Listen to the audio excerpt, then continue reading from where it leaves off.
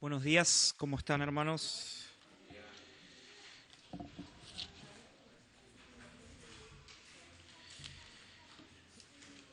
Vamos a continuar entonces con la serie que venimos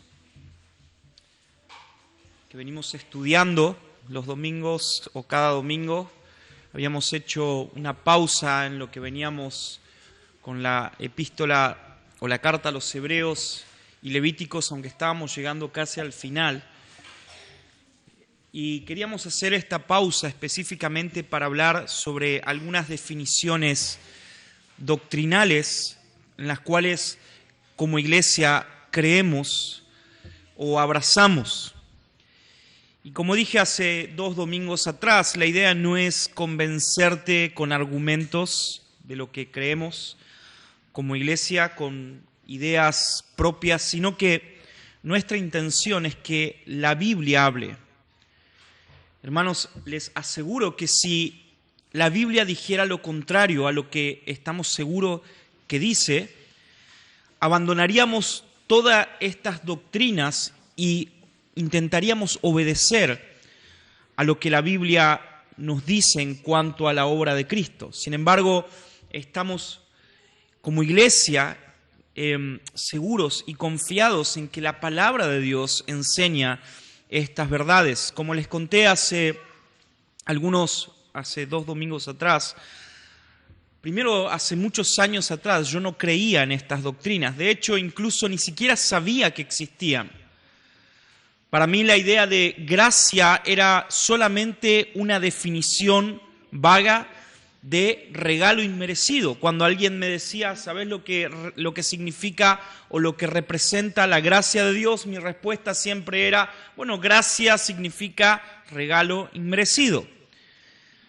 Pero cuando alguien me pedía, o si alguien me llegara a pedir que pudiera en cierta manera ampliar mi definición, mi cabeza quedaba ya regulando, ¿sí? Y ya no tenía más respuestas.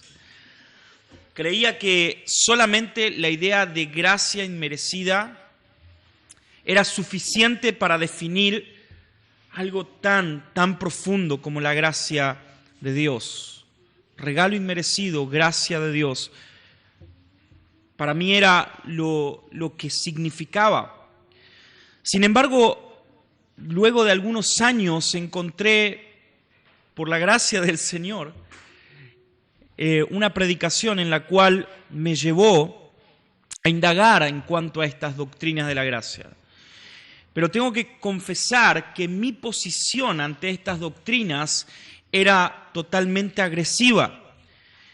Mi intención, cuando empecé a estudiar las doctrinas de la gracia, era refutar cada uno de los puntos que yo consideraba que eran heréticos o que no eran bíblicos. Entonces me senté en mi segundo año de seminario bíblico. Tenía tiempo en ese momento, hoy ya no tengo, pero en esa época tenía tiempo para sentarme a estudiar por mucho tiempo un tema. Y recuerdo fui a la biblioteca del seminario donde estaba estudiando y vivíamos ahí y dije, dame todos los libros que tengas en cuanto a esto. Así que no había mucho, pero empecé a estudiar algunos libros de teología, algunas teologías sistemáticas, y empecé a buscar referencias de diferentes hombres de la historia de la Iglesia que refutaran estas doctrinas, las doctrinas de la gracia. Para mi sorpresa, los hombres que yo había admirado como predicadores, hombres en los cuales incluso hasta en mis predicaciones hablaba de ellos, me encantaba nombrar a Charles Spurgeon, por ejemplo, un gran predicador. Entonces siempre cuando estaba predicando, porque Spurgeon decía esto, Spurgeon decía lo otro, era fan de Spurgeon, ¿no? Entonces de repente me di cuenta, empecé a estudiar más a Spurgeon y me di cuenta que Spurgeon creía estas doctrinas. Dije, epa, Spurgeon, ¿qué pasó acá?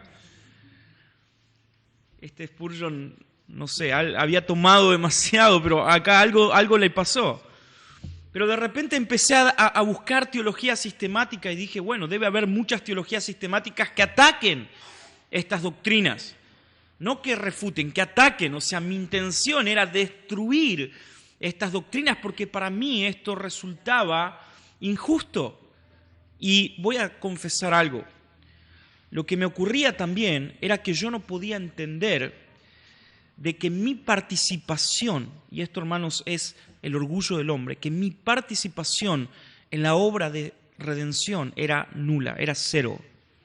Yo no lo podía entender. No podía aceptar de que yo, quien está y estaba acostumbrado a hacer cosas para Dios, yo debo ir a predicar, porque si yo no predico, nadie va a salvarse.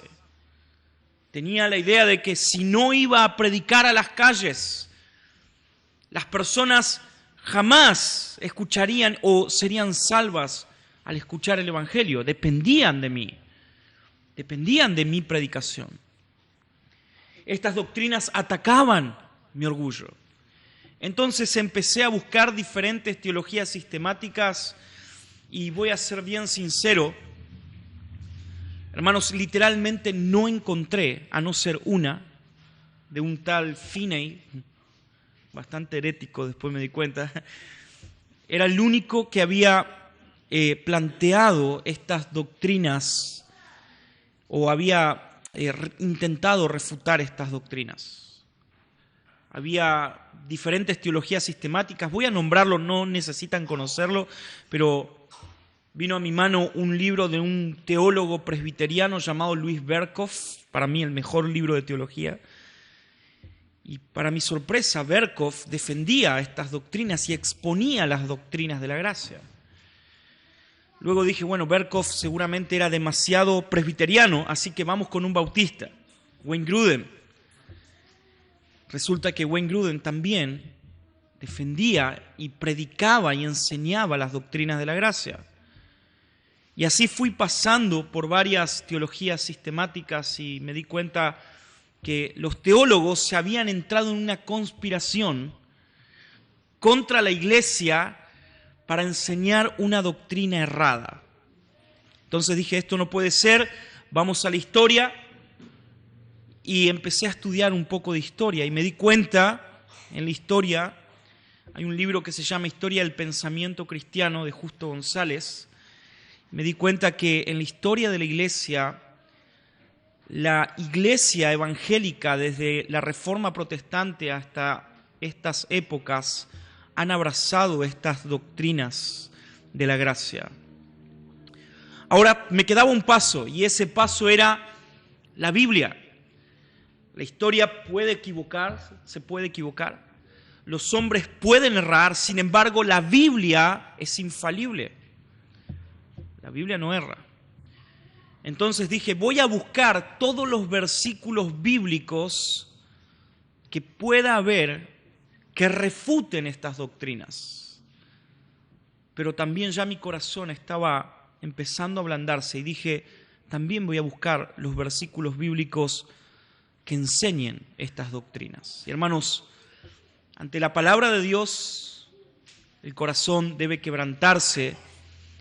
Ante la palabra de Dios solamente podemos decir amén. Y nuestro corazón cae de rodillas. Descubrí que la Biblia enseña las doctrinas de la gracia y me animo a decir esto.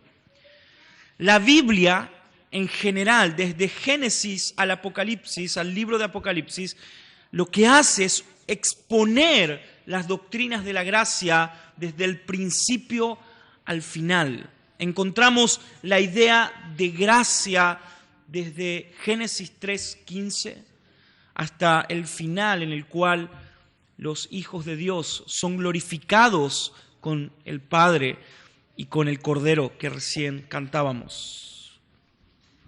Ahora quiero hacer un pequeño esquema, hermanos, repito, estamos viendo doctrina y necesito que por favor prestes atención a lo que estamos diciendo, lo que estamos hablando. Estamos hablando en este domingo de de la tercera exposición de la doctrina de la gracia. Son 5 puntos, ¿sí? 5 puntos vimos y vamos a terminar hoy con el tercer punto. Son 5.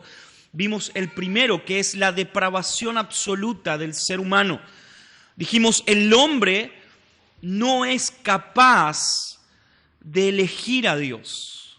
¿Por qué? Porque el hombre está, según lo que la Biblia dice, y vimos versículos bíblicos, está muerto en sus delitos y en sus pecados. Y eso debería para nosotros ser suficiente, ¿sí? Un muerto por lógica, incluso utilizando la lógica, un muerto no puede elegir. Hagan la prueba, de verdad. Vayan al cementerio hoy a la tarde, ¿sí? Al Recoleta, que es el más paquete que hay por ahí. Vayan ahí, vean, creo que está Evita por ahí, no sé, y díganle, hey, salí de la tumba, hacé la prueba. Anda a un cementerio y dale la orden a un muerto que se levante. Hermano, vas a quedarte ahí durante toda tu vida, el muerto jamás se levantará. Solo hubo una persona en la historia del ser humano que tuvo la autoridad para decirle a un muerto, levántate y sal fuera. ¿Saben quién es, no? Solo uno. Sal fuera. Hay uno solo. Pero hermano, estamos de acuerdo que si la Biblia dice muerto, es muerto, ¿verdad?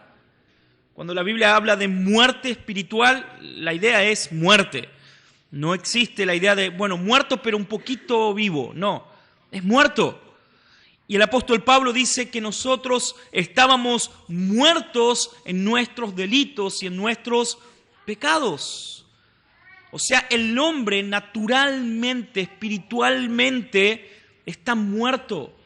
Dimos una definición de la idea de muerte. Muerte significa separación. Cuando un médico o un enfermero, en el caso de Javi, están trabajando haciendo RCP en una persona y esa persona pierde los signos vitales, la idea es, esa persona murió y se pone la fecha, la hora en la cual esa persona falleció.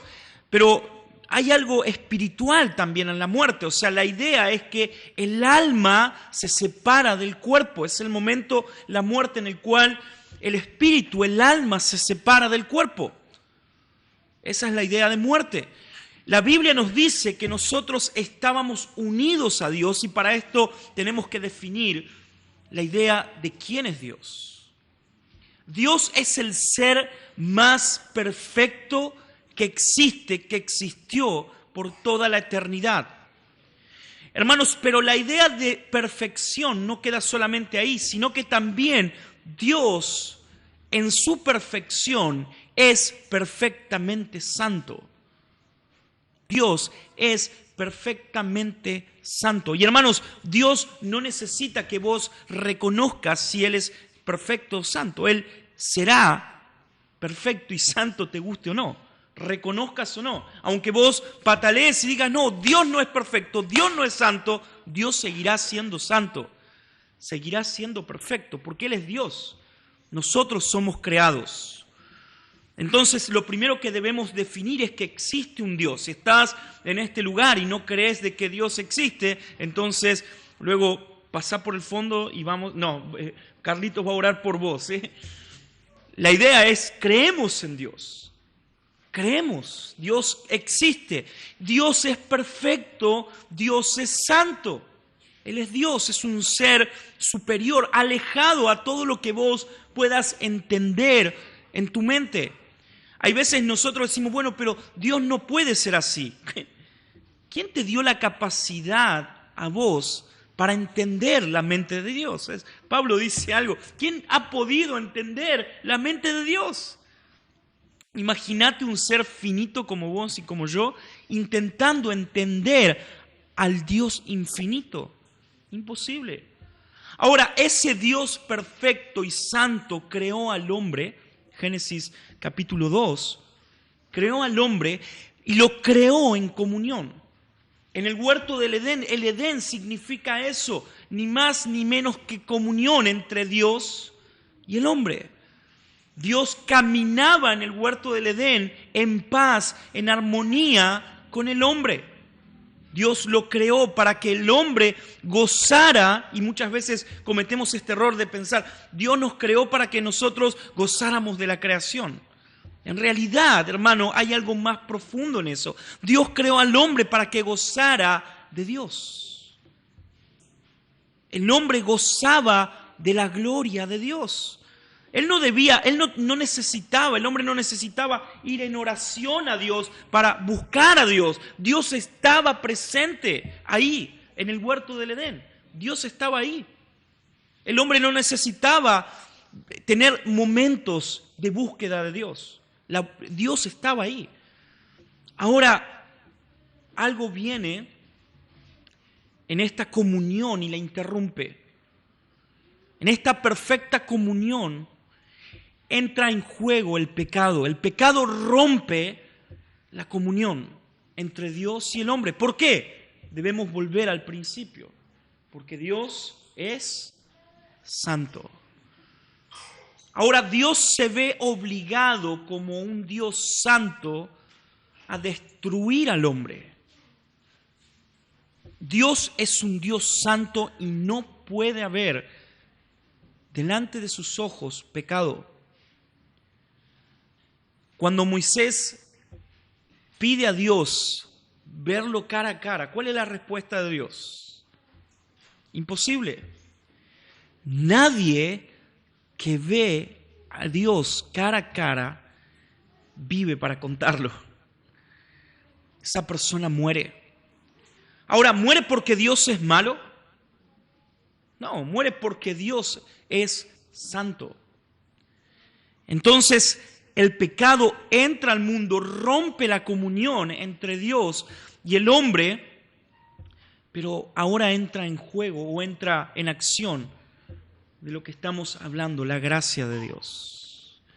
Si bien es verdad, la idea de gracia no comienza desde el pecado del hombre, la idea de gracia está desde antes de que Dios creara al hombre, un pacto que Dios Padre, Hijo y Espíritu Santo hacen antes de crear al hombre, para crear al hombre, e incluso en la creación, luego de que el hombre pecare, Él salvar al hombre. Sin embargo, en el momento en el cual el hombre peca, entonces Dios activa la gracia en el hombre. Alguna vez alguien me dijo, la gracia comenzó desde el momento de la cruz. Antes era ley, obras. No es así, hermano.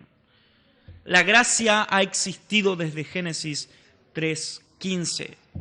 ¿O acaso creemos que Abraham fue salvo porque era bueno? ¿Abraham era mentiroso? ¿Abraham era engañador? ¿Abraham era idólatra? Abraham era igual que nosotros. Igual que nosotros. Sin embargo, Dios muestra su amor, su gracia para con Abraham. ¿Acaso creemos que Moisés o Noé, el gran conflicto de Noé fue ese? Él se creyó en un momento, miren, se autoengañó, se creyó justo. Sin embargo, Noé era igual de pecador que aquellos que habían sido destruidos. Ahora, esa gracia, hermanos, se hace o es posible por medio de la expiación, para que vos y yo podamos volver a gozar de la presencia de Dios, para que en esta mañana vos puedas estar adorando a Dios, cantando a Dios y saber y entender de que Dios está presente en este lugar, porque, hermanos, Dios está presente en este lugar. Cuando estamos adorándole, no estamos haciendo algo pensando en futuro. Dios está acá. Dios está presente y estamos adorando a Dios por medio del Espíritu Santo. Adoramos a Dios. Como Dios está presente y porque Dios está presente, entonces alguien tuvo que pagar. Dios no es un Dios del cual se olvida de nuestros pecados. Dios conoce cada una de tus miserias, cada una de mis miserias. Dios conoce cada uno de nuestros pecados. Sin embargo, Dios, por medio de Cristo, ha hecho dos palabras: expiación y propiciación. Dos palabras: expiación y propiciación. Y quiero leerte lo que Sproul define de estas dos palabras. La misma palabra griega se traduce usando la palabra expiación y propiciación. O sea, lo que está diciendo es, habitualmente en la Biblia, cuando leemos estas dos palabras, expiación y propiciación, habitualmente son palabras intercaladas, ¿sí?, que se utilizan, ¿sí?, de la misma manera. Pero hay una ligera diferencia en los términos. Escuchen esto: la expiación es el acto que resulta en el cambio de la posición de Dios para con nosotros. O sea, porque Cristo hizo expiación, entonces Dios ahora cambia la manera en la cual nos ve. Dios te veía y me veía como un pecador, pero ahora, por causa de la expiación, Dios ha cambiado la manera en la cual te ve y me ve a mí. Dios cambió su manera en la cual te miraba. ¿Sabes por qué? Bueno, porque ahora estoy mejorando. Por eso es que Dios cambió su manera de ver, porque me estoy portando mejor. No. La idea es, Dios cambió la manera en la cual Él te ve, porque Cristo tomó tu lugar en la cruz y Él te dio su lugar como justo. O sea, en otras palabras, Dios cambió la manera en la cual te ve y me ve, porque nos ve por medio de Cristo, por medio de Jesús. Entonces es lo que Cristo hizo en la cruz y el resultado del trabajo de expiación de Cristo. Eso es lo que es expiación. Ahora, la propiciación significa que la ira de Dios, o sea, lo que Dios representaba para nosotros, ira por causa de nuestro pecado, es removida. Es removida. Entonces la distinción es que una significa que que Cristo ha pagado un rescate de pago, y la segunda es la actitud de aquel que ha recibido el pago. ¿Se entiende? La expiación significa lo que Cristo hizo. Cristo pagó por tu pecado.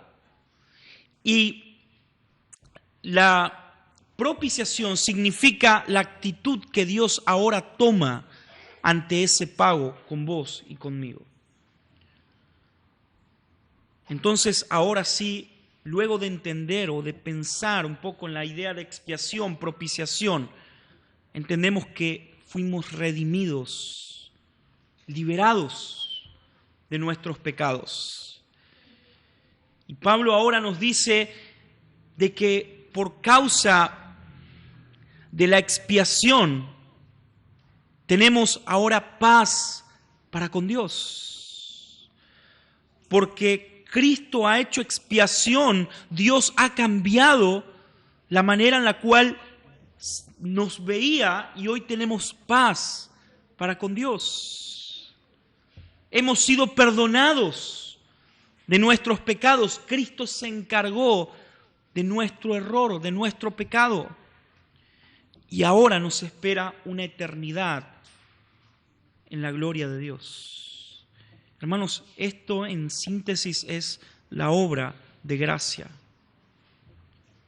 Perfección, santidad, hombre, comunión, pecado, expiación, propiciación, redención, perdón, paz, eternidad. Esta es la obra de gracia. Ahora la pregunta en la cual vamos a hacer, y hicimos hace 2 domingos atrás, es ¿por quién Cristo hizo expiación? Definimos qué es la expiación, pero ahora la pregunta es ¿por quién Cristo hizo expiación? Dijimos existen por lo menos 3 posturas en las cuales, o 3 posiciones en las cuales podemos pensar. La primera, dijimos, Cristo hizo expiación por todo el mundo. Y hermanos, recordemos, la idea de expiación era ¿qué? Pagar, ¿sí? Por el pecado, expiar el pecado, removía el pecado, pero no solamente esto, sino que también cambiaba la actitud de Dios para con el pecador. Si Cristo entonces hizo expiación por el mundo entero, entonces Dios ya no está enojado con el mundo. Hermanos, si Cristo hizo expiación por el mundo entero, entonces ya no deberíamos predicar. ¿Para qué? ¿Para qué predicar? Cristo hizo expiación por todos, la obra ya está hecha. Hermanos, esta idea se llama universalismo y permítanme decir esto, es una herejía. La Biblia no enseña esto. La Biblia enseña que existe el infierno y que la mayoría de las personas irán ahí por toda la eternidad. No es una alegoría el infierno. No es una figura, el infierno existe. Y como dijo un pastor, Jonathan Edwards, el infierno existe y hermano, tiembla. Temblemos. El infierno muestra el carácter y la santidad de Dios. Entonces hay una gran mayoría de personas, según la Biblia, que van al infierno. Y esto no lo decimos nosotros, la Biblia lo enseña. Hay miles de personas que no escuchan el nombre de Cristo, que no escucharán el nombre de Cristo y que su eternidad será alejados de Dios. Estamos de acuerdo en esto, ¿verdad? ¿Saben por qué? Porque la Biblia nos enseña de que hay un solo camino a Dios. Nadie va al Padre, dijo Cristo, si no es por mí, o sea, por Él. Entonces, la segunda postura es de que Cristo en realidad no murió por nadie. Y esto sería un problema para vos y para mí, porque si Cristo no hizo expiación por nuestros pecados, hermanos, estamos al horno, ¿sí? Literalmente estamos al horno, vamos al infierno.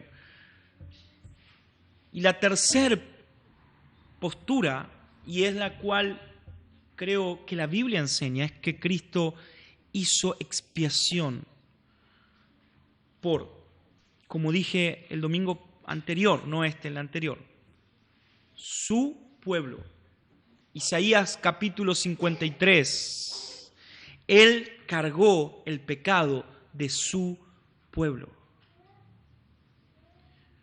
Marcos 10:45. El Hijo del Hombre no vino a ser servido, sino a servir y a dar su vida a favor de muchos. Alguna vez alguien me dijo, pero Fernando, Muchos significa todos. No, perdóname.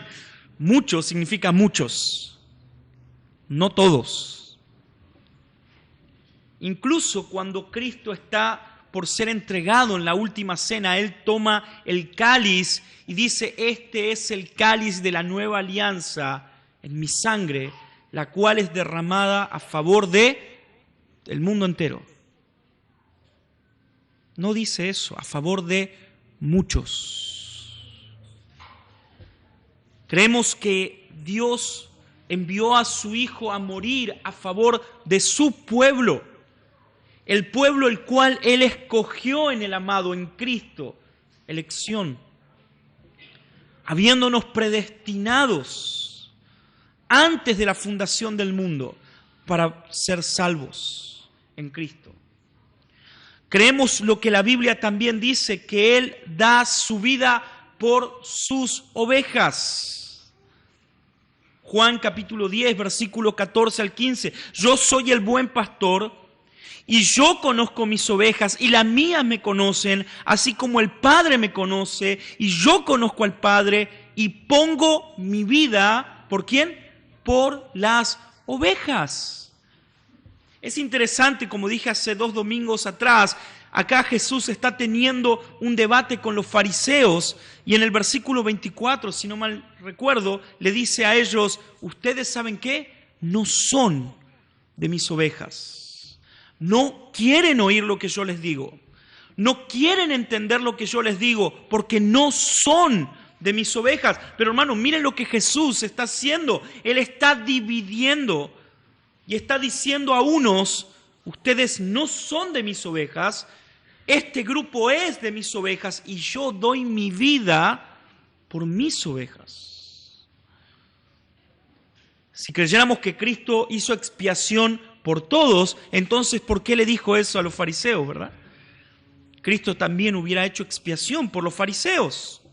Es lógica. Sin embargo, Él le dice: yo doy mi vida por mis ovejas. Esto nos enseña que la obra de redención de Cristo es específica para sus ovejas. Aquellos que no son del rebaño, hermanos, no se benefician de la obra de Cristo. También la Biblia nos enseña de que Cristo dio su vida a favor de la iglesia. Y por eso es tan importante que seas parte de la iglesia de Cristo. Y perdón, pero no es una decisión tuya, es Dios, por medio de Cristo, el que te inserta en la iglesia. Pero la Biblia enseña claramente de que Dios ha enviado a su Hijo para dar su vida a favor de su iglesia. Ahora, mi pregunta lógica hacia vos es: ¿todo el mundo es iglesia? ¿Todos los autos que están pasando por el acceso, todos ellos son iglesias? Todos ellos pertenecen a la iglesia de Cristo. Ahí la gente en la feria del libro, yo veo tantas miles de personas, todos ellos son iglesias. No, hermanos, ellos odian a la iglesia.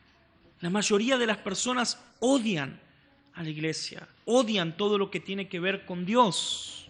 Pero miren lo que dice Efesios capítulo 5, versículo 25 al 27. Los matrimonios van a conocer este texto. Maridos, amad a vuestras mujeres. Hay una relación íntima entre el marido y la mujer, de amor. Así como Cristo amó a la iglesia y se entregó a sí misma por ella. Miren para qué. Para santificarla, habiéndola purificado en el lavamiento del agua por la palabra, a fin de presentarla a sí misma una iglesia gloriosa que no tuviera mancha, ni arruga, ni semejanza. ¿Vieron la obra de salvación ahí? Cristo hace expiación por su iglesia y lo que continúa es la purificación, el lavamiento y la presentación ante el Padre. Pero hermanos, ¿ven que el texto dice que Él dio su vida por su iglesia? Ahora, pregunto, ¿por qué creen que la Biblia dice esto? ¿Por qué? ¿Por qué Pablo escribiría algo tal como esto si no fuera así, si la expiación fuera universal? Cristo dio su vida por la iglesia. Pablo estaba muy estresado, entonces se equivocó ahí. No, en realidad Cristo dio su vida por el mundo entero, pero fue efectiva. No fue así, hermanos. Acá Pablo habla de Cristo entregándose a sí mismo por la iglesia, con el propósito de santificarla y purificarla. Esto sugiere, hermanos, que la obra de redención en Cristo es específica para su iglesia. Hechos capítulo 20, versículo 28. Por tanto, mirad por vosotros y por todo el rebaño, miren esta idea, en el que el Espíritu Santo os ha puesto como obispos, miren esto, para apacentar la iglesia del Señor, la cual Él ganó con su propia sangre.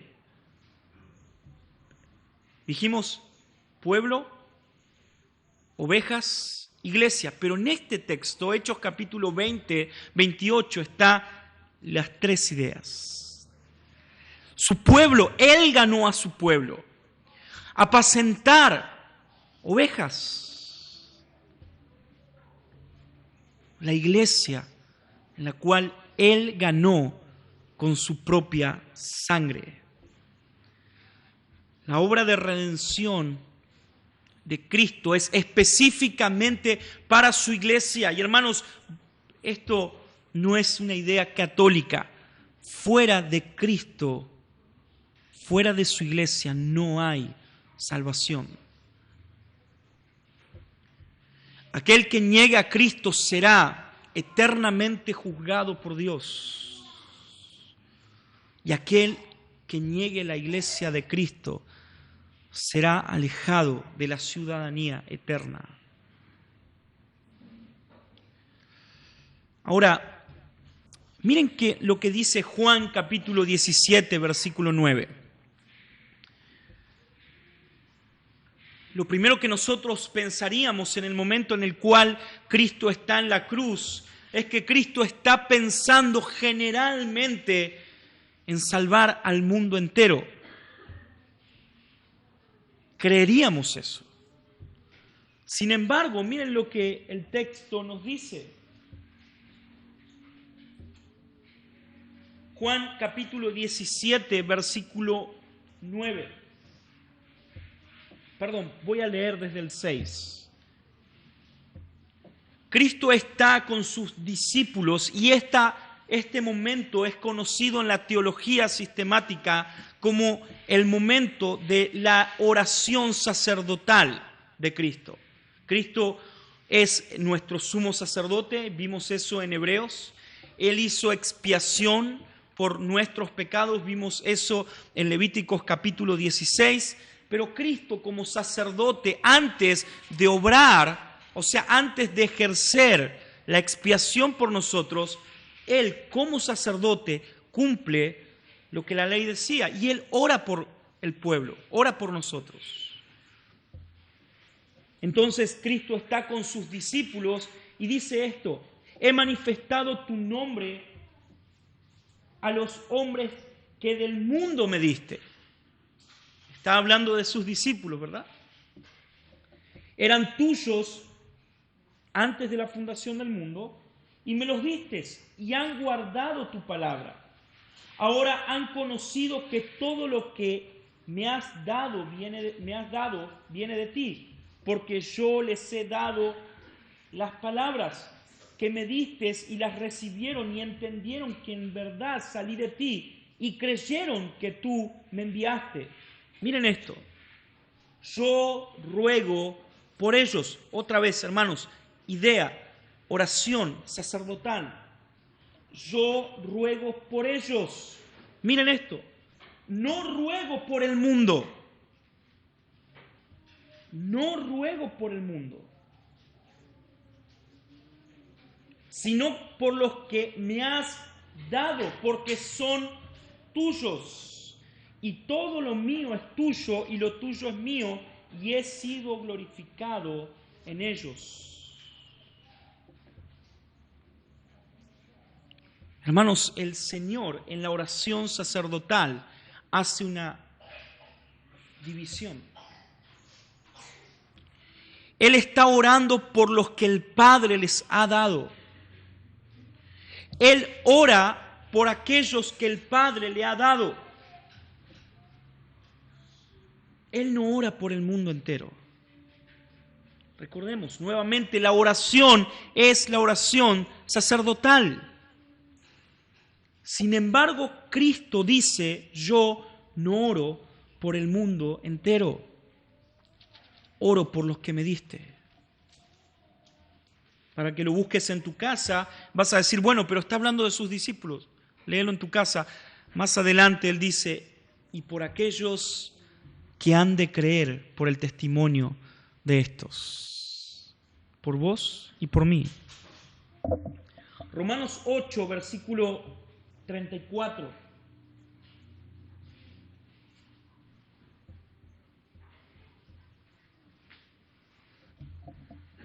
¿Quién es el que condena? Cristo Jesús es el que además está a la diestra de Dios, el que también intercede por nosotros. Hermano, ¿ves la distinción que está haciendo Pablo? Pablo no está diciendo de que Jesús está a la diestra de Dios y Él entonces está intercediendo por todos generalmente, por el mundo. No importa si creen, si no creen, no importa si se arrepienten o no se arrepienten de sus pecados, no importa. Cristo está ahí diciendo por todos, por todos. No es lo que la Biblia enseña. Lo que Pablo está diciendo acá es que Cristo está haciendo intercesión por su iglesia. Perdón, ¿a quién está escribiendo esta carta Pablo? A todos. Cuando Pablo escribía la carta a los romanos, él decía, bueno, esta carta pásenla por todos los pueblos y que todo el mundo lo lea. Y todos se benefician de lo que la carta dice. ¿Esta era la idea? No, Pablo está escribiendo a la iglesia de Cristo. Pablo está escribiendo, hermanos, a vos y a mí. Pablo nos está incluyendo en esta obra. Entonces, Cristo hace intercesión antes de ir a la cruz del Calvario. Esta intercesión que Cristo hace es efectiva porque Él va a obrar en expiación por su pueblo, por sus ovejas, por su iglesia. Ahora, ¿cuáles son las implicaciones teológicas de la expiación particular o expiación limitada? Primero, hermanos, cuando nosotros decimos de que la expiación es limitada o particular para su pueblo, sus ovejas, su iglesia, lo que estamos diciendo también es y afirmamos la soberanía de Dios. Si nosotros no creyéramos en la expiación particular, entonces no podríamos afirmar y sostener la soberanía de Dios. Dios dejaría de ser soberano. Porque, hermanos, si esto no fuera así, entonces Efesios capítulo 1, versículo 4 al 5, búsquenlo por favor, no tendría sentido. Si la expiación no fuera particular o limitada, entonces quitaríamos la potestad a Dios de ser Él quien elige a aquellos de quienes o a quienes ha de salvar. ¿Se entiende?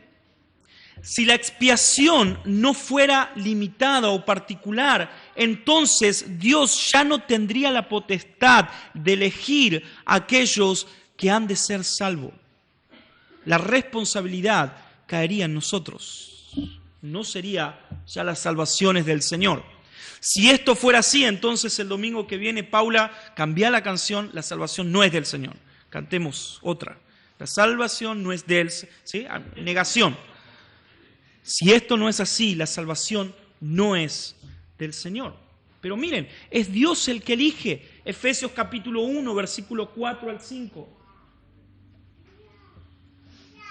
Porque Dios nos escogió en Cristo antes de la fundación del mundo. No lo estoy inventando, hermano, está ahí en tu Biblia. Por favor, acompáñame ahí. Porque Dios nos escogió en Cristo antes de la fundación del mundo. Dios te escogió en Cristo antes de la fundación del mundo. ¿Para qué? Para que fuéramos santos y sin mancha delante de Él. Continúa. En amor, o sea, Dios fue movido en amor antes, ¿recuerdan? Antes del Edén. Él fue movido en amor y en amor nos predestinó para adopción. Nosotros éramos bastardos. No éramos parte de la casa de Dios. No éramos llamados hijos. Sin embargo, Él nos adoptó en Cristo. ¿Sabes por qué hoy podés decir, si alguien te pregunta, ¿sos hijo de Dios? Podés decir sí. ¿Sabes por qué? Porque Dios te adoptó como su hijo. Hermanos, imagínense esta idea. Un nene huérfano, sin padre, sin madre, eligiendo quién es su padre y su madre. Va por la calle y dice, este va a ser mi papá. El hombre va a mirar y va a decir, perdón niño, sos muy lindo, pero tengo tantas cuentas y tengo ya una familia, tengo hijos para... Y no es así, no funciona de esa manera. El niño no anda diciendo, voy a ver cuál me conviene como padre. Aquel gana mejor, así que voy con aquel. No, no es así.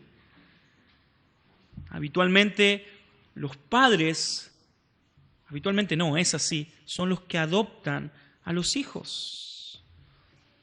El niño puede querer con todo su corazón ser adoptado, pero si el padre no quiere, el padre y la madre no quieren adoptarlo, continuará huérfano.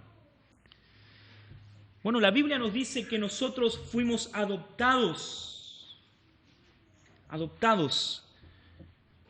por medio de Cristo. Nos predestinó para adopción conforme a la buena intención de su voluntad. Esto significa, hermano, que si Dios te adoptó, no fue porque vio que eras lindo, no vio que eras bueno, fue porque, en otras palabras, Él quiso. Su voluntad fue, quiero adoptarlo. Ahora, ¿para qué hizo esto? Ni más ni menos que para alabanza de la gloria, de su gracia, que gratuitamente ha impartido sobre nosotros en el amado. ¿Ven que la Biblia constantemente hace esta división? ¿Sobre quién fue impartida esta gracia? ¿Sobre quién? Sobre nosotros. Nosotros no es todos, hermano. No todos son adoptados hijos de Dios. Es más, la Biblia dice que la mayoría de los hombres son enemigos de Dios. Enemigos. No todos son adoptados en el amado. Pero la expiación debe ser particular también. Y esto muestra la soberanía de Dios. Porque la salvación no depende de la voluntad humana. Hermano, no depende de lo que vos quieras o no quieras. No depende si decidiste en una mañana y dijiste, me conviene ser salvo. Me conviene creer, no es una cuenta matemática.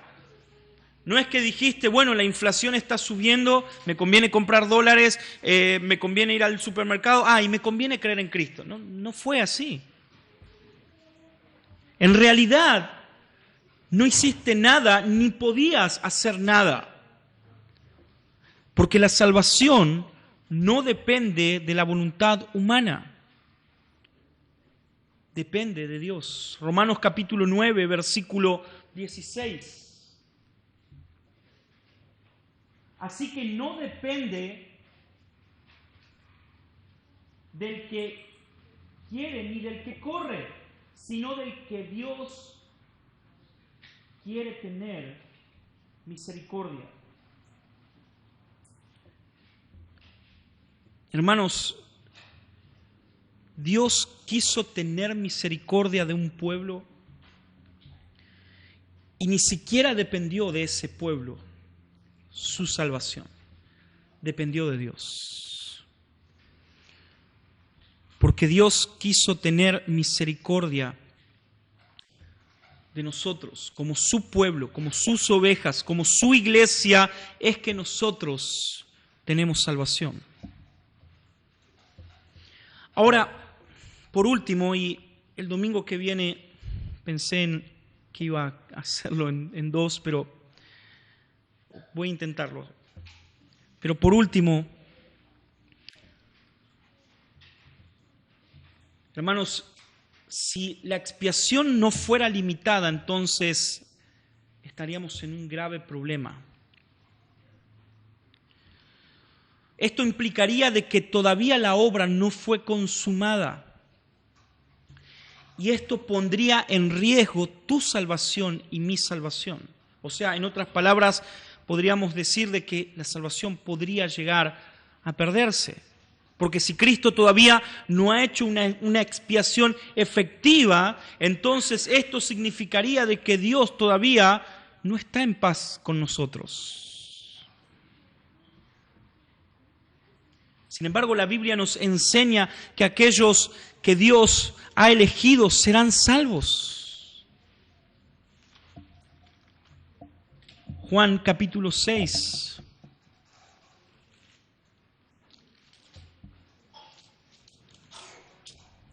Repito, la Biblia enseña que aquellos que Dios ha elegido serán salvos. Esto lo creemos, ¿verdad? La salvación no se pierde. Es lo que la Biblia enseña. Juan 6, capítulo 37. Todo lo que el Padre me da vendrá a mí, y al que a mí viene, de ningún modo lo echaré fuera, porque he descendido del cielo no para hacer mi voluntad, sino la voluntad del que me envió.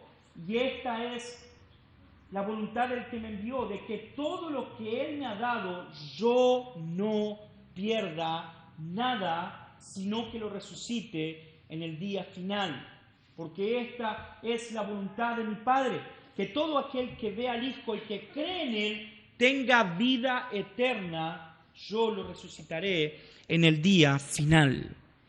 Hermanos, si vos has creído en el Padre, en el Hijo, si vos has sido beneficiado por la obra del Hijo en la cruz del Calvario, entonces nadie puede sacarte de esa posición.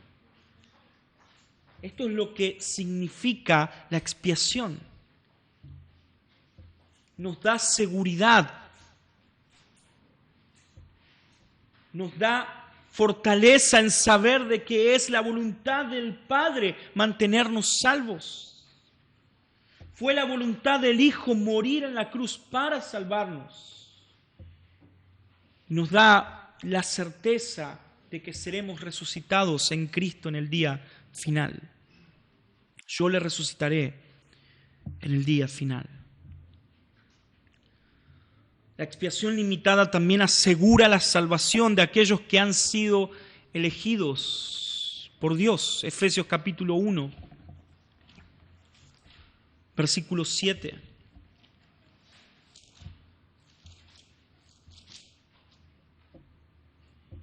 En Él tenemos redención mediante su sangre. Miren esto, el perdón de nuestros pecados según las riquezas de su gracia. En Él tenemos perdón mediante su sangre.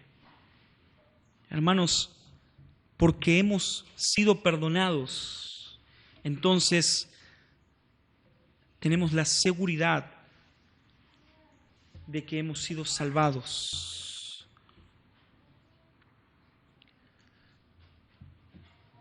No voy a leer el texto, pero también la redención particular nos muestra el amor de Dios. Hermanos, Dios no amó generalmente. Imagínense esto. Imagínense a un hombre diciendo, yo amo a las mujeres. Imagínense esto. Un padre diciendo, yo amo a los niños del mundo. Lo que representaría para el niño y lo que representaría para la mujer que escucha al hombre diciendo, yo amo a la mujer. Imagínense esto. Pero Cristo no hizo eso. Cristo te amó a vos específicamente, me amó a mí específicamente. Cristo es el esposo, Efesios capítulo 5, que elige a su esposa, no le es impuesto. Él eligió a su esposa. Imagínense esto, que vengan y le digan, bueno, esta es tu esposa, ¿te guste o no es? No fue así, hermano. Imagínense a Cristo diciendo, esta no me gustaba tanto, pero bueno, ¿qué va a hacer?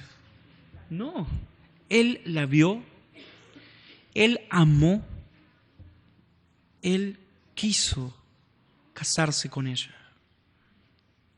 Él te vio, Él te amó tal como sos, y Él quiso tomarte como su iglesia. Él quiso desposarte. Él te amó. Dios amó a los escogidos de una manera especial. Efesios capítulo 5, versículo 25. La muerte de Cristo muestra el amor que Dios ha tenido por su pueblo. Romanos capítulo 5, versículo 8. Lo tengo escrito por algún lado. Dios muestra su amor con su pueblo. Muestra su amor para con nosotros. Para no hacerlo largo, voy a hablar rápido, de verdad, prometo, 5 minutos, 5. Bueno, pueden ser 7, pero rápido, las aplicaciones de la expiación limitada. ¿Qué debemos hacer ahora que entendemos de que Cristo murió particularmente por mí? Que no fue general, que Él me vio, Él me eligió, Él dijo, yo quiero a esta persona, yo voy a hacer lo imposible para casarme, para salvar a esa persona. Ahora que sabemos esto, ¿qué debemos hacer? ¿Cómo nosotros debemos actuar ante esto? Primero, número 1, Efesios capítulo 1, versículo 6. Para alabanza de su gloria. Debemos alabar a Dios por su elección y amor inmerecido. Hermano, debes alabar a Dios por su amor y por su elección inmerecida. Porque Él te miró y te escogió sin que haya nada bueno en vos. Alabale. Alabale. Bueno, no tengo tantas ganas hoy de ir a cantar a la iglesia. Además, puedo cantar en mi casa. Bueno, pero no es como vos quieras. Imagínense que yo llame hoy a mi jefe, tengo que ir a trabajar, ya debería estar yendo, pero ya me diga, ¿sabes qué? Esteban, hoy voy a trabajar desde mi casa. ¿Te guste o no? Esteban me va a decir, quédate en tu casa tranquilo, pero quédate ya ahí, o sea... Te va a llegar una cartita y quédate. No es opcional, hermanos. Yo no pongo las reglas. Yo no soy el que dice cómo debo trabajar. La empresa espera algo de mí. La empresa me da beneficios, mi sueldo, me paga por hacer algo. Los beneficios que Cristo te ha dado también te han dado responsabilidades. Y una de estas responsabilidades es que debes alabar a Dios por su elección y por su amor inmerecido. Alabale. No solo los domingos a la mañana debes venir, tenés que congregarte.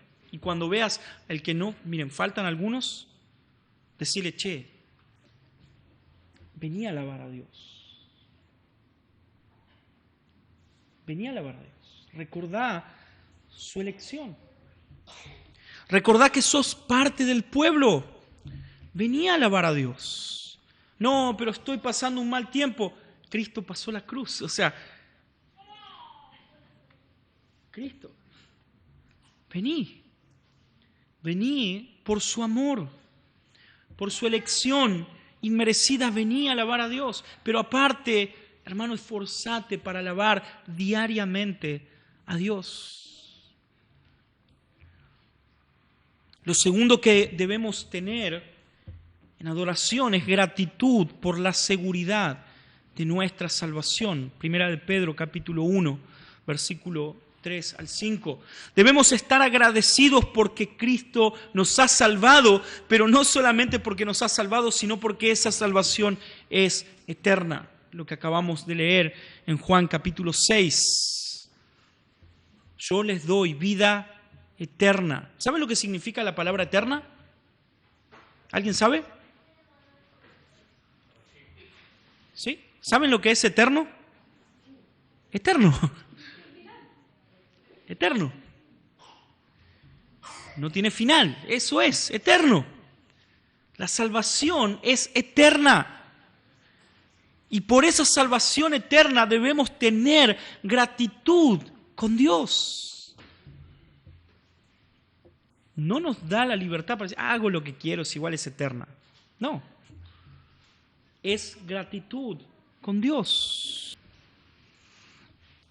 Debemos también, porque Cristo ha muerto por nosotros, predicar el Evangelio, evangelizar. Debemos anunciar las buenas noticias. Nos han tildado a los calvinistas de que no queremos predicar el Evangelio. Mentira, los mayores predicadores de la historia de la Iglesia han creído en estas doctrinas. Jonathan Edwards, George Whitefield, tantos otros, Charles Spurgeon, Paul Washer, para los que son contemporáneos, John Piper, John MacArthur, Sproul, y puedo estar así todo el día.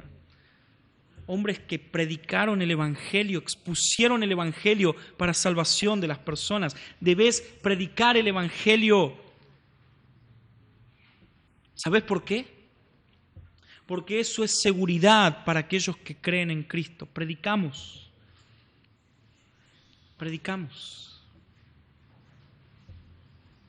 Y debemos evangelizar porque es la expiación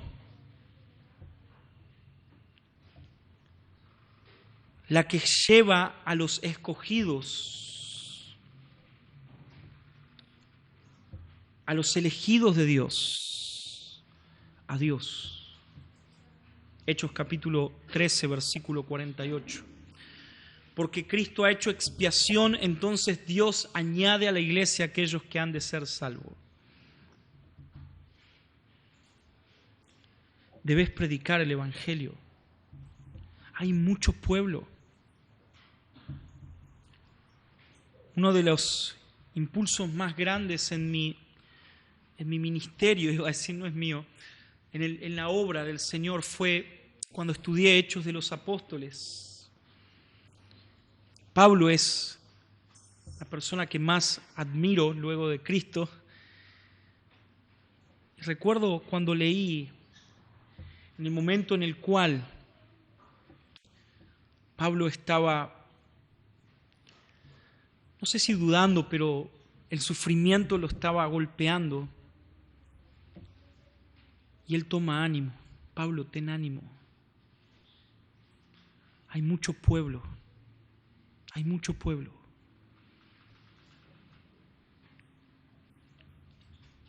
Pablo estaba enfermo, casi moribundo, y de repente tiene una visión de un varón macedonio.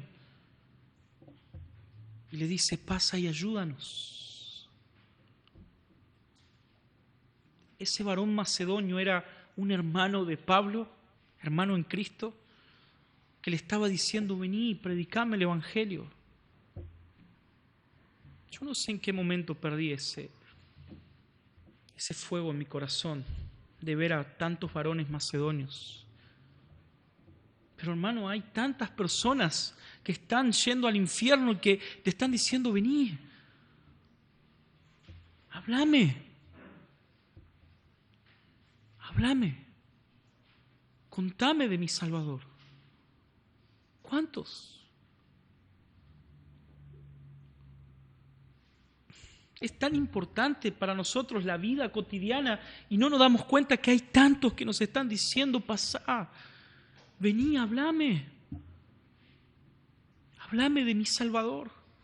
Yo quiero conocerlo. Hay muchos macedonios. Debemos predicar, hermanos. Debemos predicar. Porque Cristo ha muerto por ellos. Si no predicamos, entonces la muerte de Cristo para nosotros no tuvo el suficiente valor. Ellos te dicen, vení, háblame. Conclusión, en resumen, la Biblia enseña que la expiación de Cristo ha sido particular para su pueblo. Pero también la teología histórica enseña que la expiación ha sido limitada, ha sido particular para un pueblo. La idea de expiación particular nos invita a responder en Cristo, en fe. La obra de redención particular nos invita a creer en la obra de Cristo. Por último, la obra de redención particular nos lleva a ser agradecidos por la salvación que Dios nos ha dado a través de su Hijo el amado, a través de Cristo. La obra de Cristo ha sido consumada. Cuando Cristo estaba en la cruz,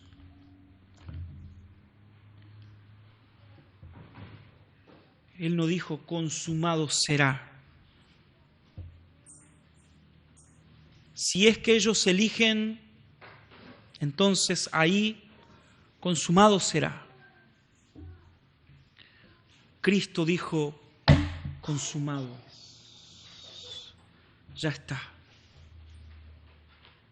Logré lo que dije que iba a lograr. Cristo pasó la meta y dijo, terminé la carrera. Hice lo que dije que iba a hacer. Mañana a las 10 de la noche, con todo gusto voy a entregar la carpeta de los 21 días de feria del libro y voy a decir, consumado es, no te quiero ver hasta por un año.